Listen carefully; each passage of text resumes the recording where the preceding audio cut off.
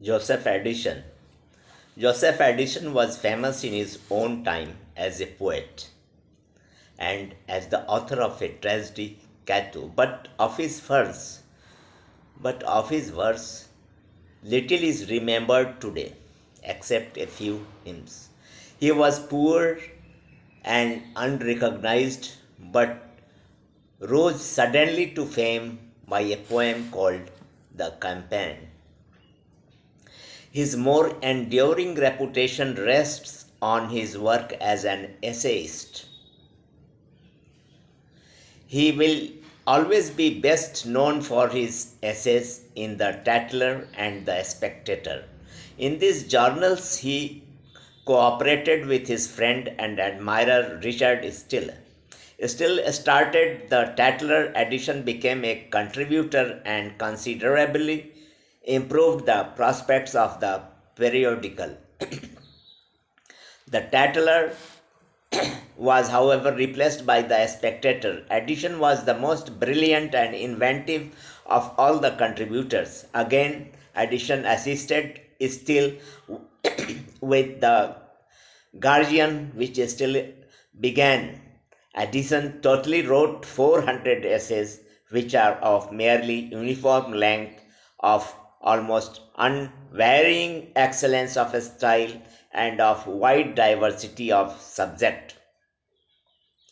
His aim was to point out vices which are too trivial for the chastisement.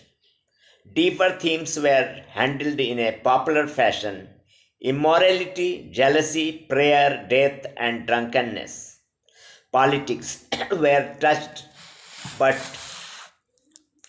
rarely. Literary criticism of a mild and cautious kind found a prominent place in the essay. Sometimes he adopted the allegory as a means of throwing his ideas vividly before his readers, and so we have the vision of Mirza and the political allegory of public credit. Thus, Addison used the essay as a lay pulpit to improve the reader's spiritual manners by distributing his complacency. His daily essays were intended to enliven morality with wit and to temper wit with morality. These essays taught the then public how it should be, and especially how it should not behave in public places, from churches to theaters. For the first time in its history, the essay was employed to serve a distinctly social purpose. Addison's humor and satire is of a rare order. It is delicately ironical, gentle, manly, tolerant, and urban. He is always judicious and moderate. Addison's essays are charming and delightful in themselves and are of great importance for the influence which they had, not merely upon literature but upon life and manners. Addison was a great satirist who alone knew how to use ridicule without abusing it. Addison's humor and satire were a new thing in English prose. He showed that English essays could have something of French lightness and grace.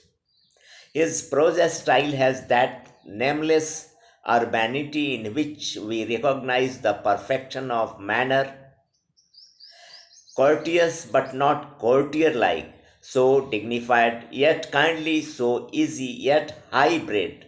It is the most perfect form of English. The Tatler and the Spectator brought literature down to everyday life and kept it clean and wholesome.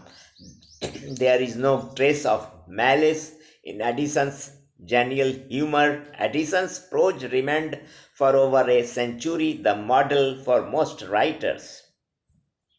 for Goldsmith, Franklin, and Washington.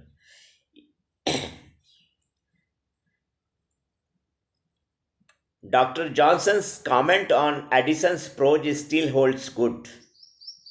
Whoever wishes to attain an English style, familiar but not coarse, and elegant but not ostentatious, must give his days and nights to the volumes of Addison. Thank you.